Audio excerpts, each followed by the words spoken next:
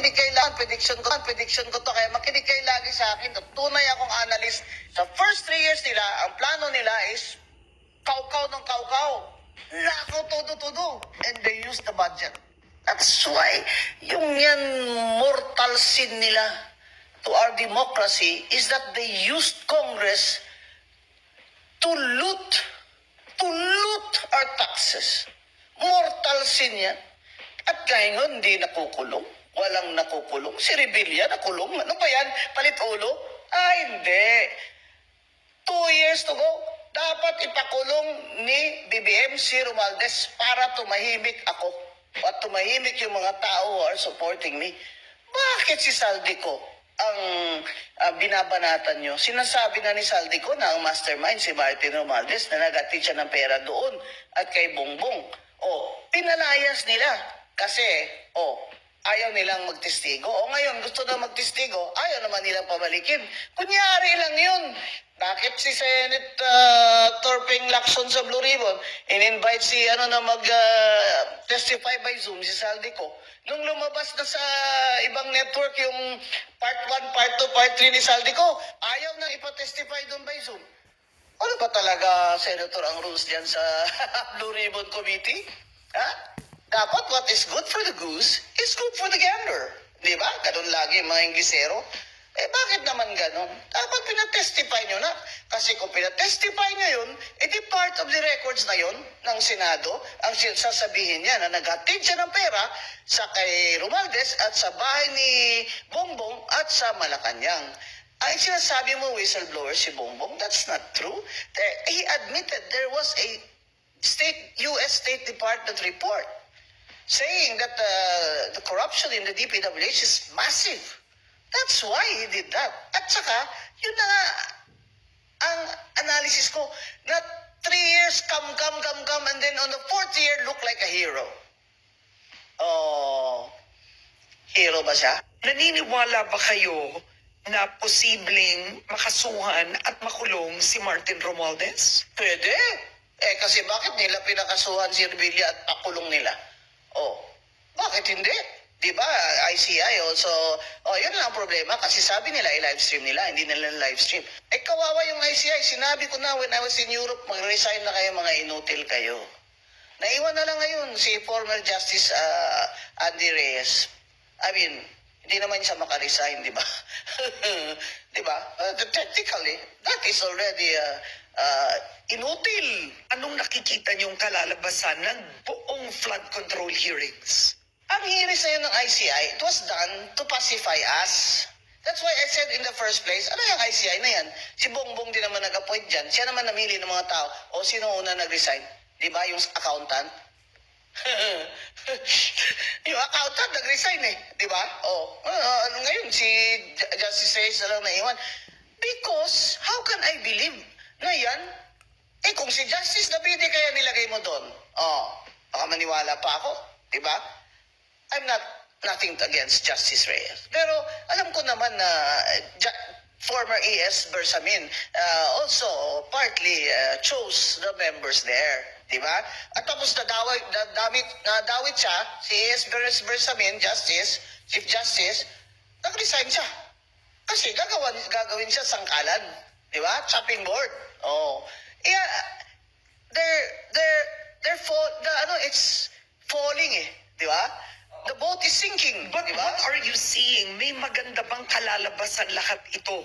Some people so far, see reforms, something positive. Sabi nga, ko nga, at ni Dr. Winnie Munsod, how can Bongbong reform when all these people around him are incapable of reform because he, as a leader, really doesn't want reform? Bongbong Marcos ran on the unity chu-chu-chu with Sara Duterte. That's why he won. I'm not friends with Sara Duterte. I've never met her except in my sala when she applied for registration of her local party. Ang prediction ko to, kaya makinig kayo lagi sa akin. Tunay akong analyst. Sa first 3 years nila, ang plano nila is kaukaw ng kaukaw. Lakaw todo-todo. And they use the budget. That's why yung yan mortal sin nila to our democracy is that they used Congress to loot taxes. Mortal sin yan. At ngayon, hindi nakukulong. Walang nakukulong. Si Revilla nakulong. Ano ba yan? Palit ulo? Hindi. 2 years to go. Dapat ipakulong ni BBM si Romualdez para tumahimik ako. At tumahimik yung mga tao who are supporting me. Bakit si Saldico ang binabanatan nyo? Sinasabi na ni Saldico na ang mastermind si Martin Romualdez na nagatid siya ng pera doon at kay Bongbong. Pinalayas nila kasi, ayaw nilang magtestigo. Ngayon, gusto na magtestigo, ayaw naman nilang pabalikin. Kunyari lang yun. Bakit si Senate Torping Lacson sa Blue Ribbon in-invite si mag-testify by Zoom, si Saldico. Nung lumabas na sa ibang network yung part 1, part 2, part 3 ni Saldico, ayaw nang ipatestify doon by Zoom. Ano ba talaga, Senator, ang rules diyan sa Blue Ribbon Committee? Dapat what is good for the goose is good for the gander. Di ba? Ganun lagi yung mga Inglesero. Bakit naman ganun? Dapat pinatestify nyo na. Kasi kung pinatestify nyo yun, edi part of the records na yun ng Senado, ang sasabihin niya na naghatid siya ng pera sa kay Romualdez at sa bahay ni Bongbong at sa Malacanang. Ay sinasabi mo whistleblower si Bongbong, that's not true. He admitted there was a U.S. State Department report saying that the corruption in the DPWH is massive. That's why he did that. At saka, yun na nga, ang analysis ko, na 3 years, come, and then on the 4th year, look like a hero. Hero ba siya? Naniniwala ba kayo na posibleng makasuhan at makulong si Martin Romualdez? Pwede. Kasi bakit nila pinakasuhan si Revilla at pakulong nila? Bakit hindi? Diba, ICI also, yun lang ang problema kasi sabi nila i-livestream nila, hindi nila livestream. Kawawa yung ICI, sinabi ko na when I was in Europe, mag-resign na kayo, mga inutil kayo. Naiwan na lang ngayon si former Justice Andy Reyes. I mean, hindi naman siya makaresign, di ba? Di ba? Technically, that is already inutil. Anong nakikita niyong kalalabasan ng buong flood control hearings? Ang hearings na yun ng ICI, it was done to pacify us. That's why I said in the first place, ano yung ICI na yan? Si Bongbong din naman nag-appoint dyan. Siya naman namili ng mga tao. Sino una nag-resign? Di ba? Yung accountant? Yung accountant nag-resign Di ba? Ngayon, si Justice Reyes na lang naiwan. Because, how can I believe na yan? Kung si Justice Nabidi kaya nilagay mo doon, baka maniwala pa ako. Di ba? I'm nothing against Justice Reyes. Pero alam ko naman na former ES Bersamin also partly chose the members there. Di ba? At tapos nadawit siya, si ES Bersamin, Chief Justice, nag-resign siya. Kasi gagawin siya sangkalan. Di ba? Chopping board. It's falling Di ba? The boat is sinking. But di ba? what are you seeing? May maganda bang kalalabasan lahat ito? Some Well, so people far, see reforms, something positive. Sabi nga, ko nga, at ni Dr. Winnie Munsod, how can Bongbong reform when all these people around him are incapable of reform because he, as a leader, really doesn't want reform? Bongbong Marcos ran on the unity chu-chu-chu with Sara Duterte. That's why he won. I'm not friends with Sara Duterte. I've never met her except in my sala when she applied for registration of her local party. Ang prediction ko to, kaya makinig kayo lagi sa akin. Tunay akong analyst. Sa first 3 years nila, ang plano nila is kaukaw ng kaukaw. Nakaw todo-todo. And they use the budget.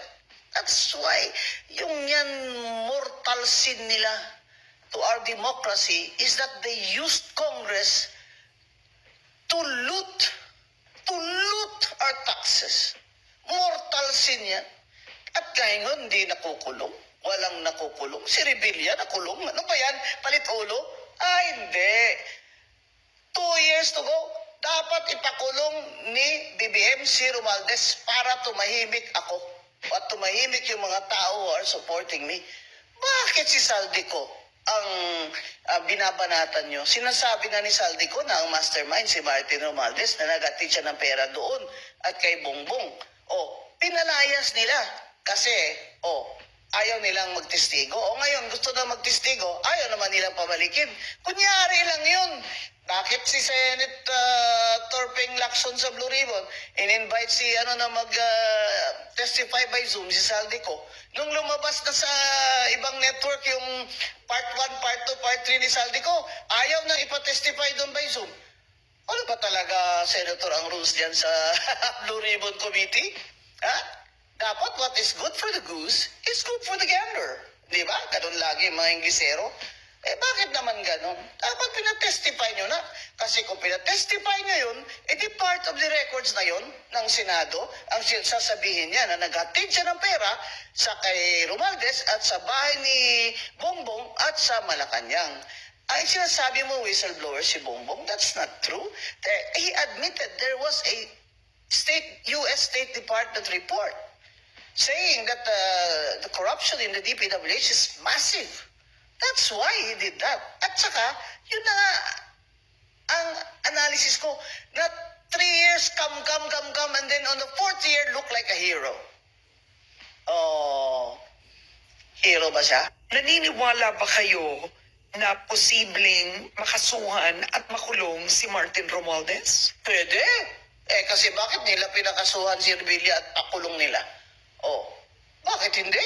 Di ba, ICI also, yun lang ang problema kasi sabi nila i-live stream nila, hindi nila live stream. Kawawa yung ICI, sinabi ko na when I was in Europe, mag-resign na kayo, mga inutil kayo. Naiwan na lang ngayon si former Justice Andy Reyes. I mean, hindi naman siya makaresign, di ba? Di ba? Technically, that is already inutil. Anong nakikita niyong kalalabasan ng buong flood control hearings? Ang hearings na yun ng ICI, it was done to pacify us. That's why I said in the first place, ano yung ICI na yan? Si Bongbong din naman nag-appoint dyan. Siya naman namili ng mga tao. Sino una nag-resign? Di ba? Yung accountant? Yung accountant nag-resign Di ba? Ngayon, si Justice Reyes na lang naiwan. Because, how can I believe na yan?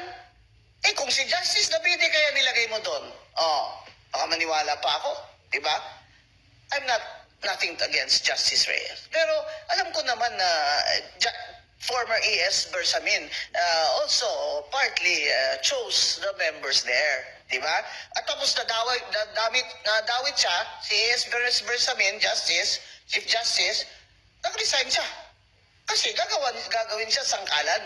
Di ba? Chopping board. It's falling Di ba? The boat is sinking. But di ba? what are you seeing? May maganda bang kalalabasan lahat ito? Some Well, so people far, see reforms, something positive. Sabi nga, ko nga, at ni Dr. Winnie Munsod, how can Bongbong reform when all these people around him are incapable of reform because he, as a leader, really doesn't want reform? Bongbong Marcos ran on the unity chu-chu-chu with Sara Duterte. That's why he won. I'm not friends with Sara Duterte. I've never met her except in my sala when she applied for registration of her local party. Ang prediction ko to, kaya makinig kayo lagi sa akin. Tunay akong analyst. Sa first 3 years nila, ang plano nila is kaukaw ng kaukaw. Nakaw todo-todo. And they use the budget. That's why yung yan mortal sin nila to our democracy is that they used Congress to loot our taxes. Mortal sin yan. At ngayon, hindi nakukulong. Walang nakukulong. Si Revilla nakulong. Ano ba yan? Palit ulo? Hindi. 2 years to go. Dapat ipakulong ni BBM si Romualdez para tumahimik ako. At tumahimik yung mga tao who are supporting me.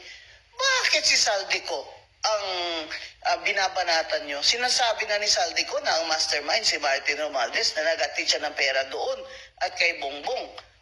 Pinalayas nila kasi, ayaw nilang magtestigo. O ngayon, gusto na magtestigo, ayaw naman nilang pabalikin. Kunyari lang yun. Bakit si Senate Torping Lacson sa Blue Ribbon in-invite si na mag-testify by Zoom, si Saldico. Nung lumabas na sa ibang network yung part 1, part 2, part 3 ni Saldico, ayaw na ipatestify doon by Zoom. Ano ba talaga, Senator, ang rules diyan sa Blue Ribbon Committee? Ha? Dapat what is good for the goose is good for the gander. Di ba? Ganun lagi yung mga Inglesero. Bakit naman ganun? Dapat pinatestify nyo na.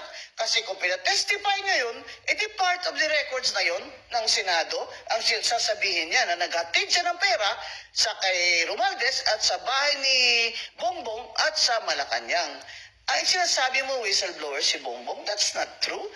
He admitted there was a U.S. State Department report saying that the corruption in the DPWH is massive. That's why he did that. At saka, yun na nga ang analysis ko, na 3 years, come, and then on the 4th year, look like a hero. Oh, hero ba siya? Naniniwala ba kayo